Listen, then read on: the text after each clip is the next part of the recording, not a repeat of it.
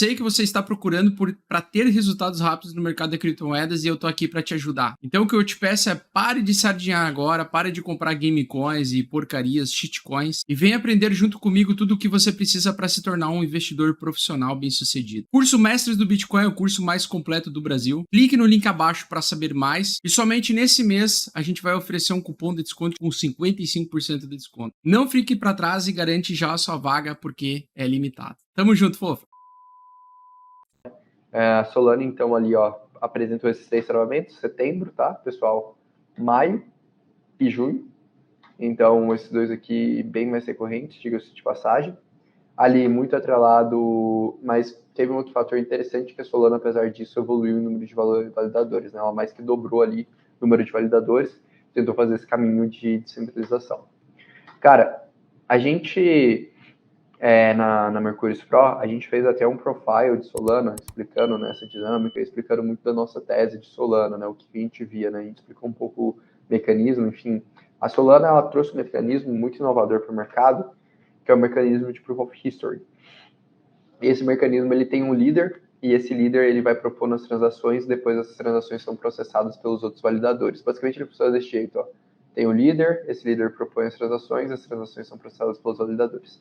Por isso que a Solana consegue ser tão rápido, porque ela mesclou um pouco do Proof of Work com o Proof of Stake. E, nesse caso, ela usa o Proof of Work para sincronizar seu tempo e o Proof of Stake do processo de fato de validação das suas transações. Então, essa foi a maneira, né, que a Solana construiu aqui para fazer todo esse processo que a gente está vendo.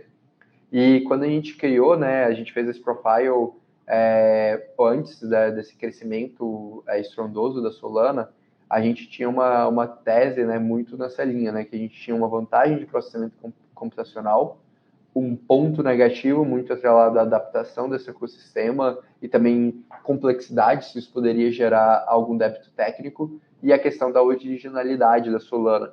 Eu sempre comparei muito a Solana à Apple, que é o quê? Quando a gente teve o primeiro modelo de processamento assim mais mainstream, a gente teve o modelo de processamento da Microsoft, a gente teve o Windows.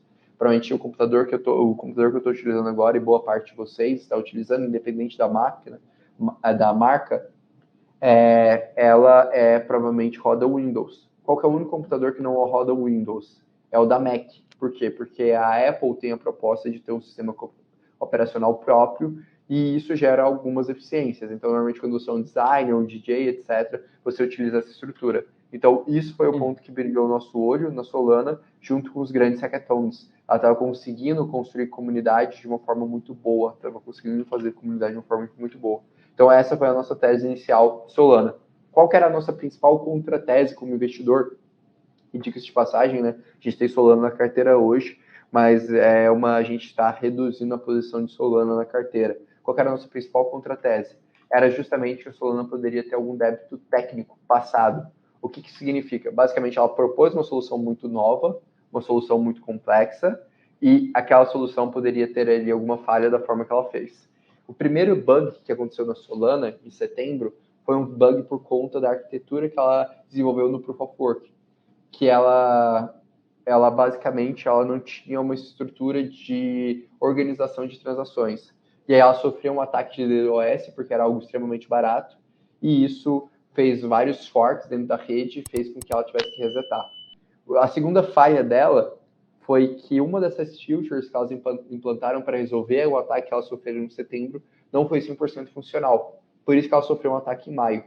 E agora, né, eu estou mostrando aí, esse é o tweet do Anatoly, do CEO da Solana, que ele comenta que você teve uma falta de comunicação entre os verificadores entre, na verdade, o validador e os verificadores, e isso que gerou esse bug. Aqui teve até um texto no Reddit, né, que aqui ele até tenta explicar que foi um bug relativamente raro que ocorreu na Solana por conta ali de uma estrutura de execução. Então a Solana está acumulando uma série de débitos técnicos que a gente chama. Então a Solana está acumulando uma série de débitos técnicos que a gente chama por conta da estrutura que ela está se propondo. E aí é interessante porque a gente acaba tendo duas narrativas no meio dessa dinâmica.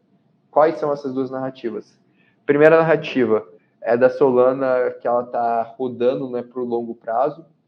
Então, a Solana ali está tentando fazer o Solana Pay, está tentando fazer o Solana House e diversas outras coisas. Tem o apoio ali de venture capitals bem fortes, como o Multicoin Capital, focado em uma solução mais específica, uma solução ali que não vai ser fragmentada, uma solução baseada em eficiência de hardware, que é o que a gente está falando ali no Proof of History. E em contrapartida, você tem o segundo lado da moeda, que é, cara, a grande questão aqui, e isso é importante, à medida que esses travamentos acontecem, isso vai desgastando a confiança das pessoas que essa rede de fato vai ser funcional. E especialmente a comunidade externa Solana. E eu acredito que isso pode fazer grandes players do mercado saírem de Solana. A gente fala de um cenário que grandes players do mercado podem chegar, por exemplo, uma FTX, que mantém boa parte da Solana, virar e falar, cara, eu acho que eu não quero mais estar exposto em Solana. Essa é uma perda parcial de reputação da Solana, junto com a perda de apoio de alguns players e os débitos técnicos desse sistema que ela ainda não conseguiu se ajustar, vão fazer que a Solana não tenha esse crescimento, que ela não consiga resistir para o longo termo.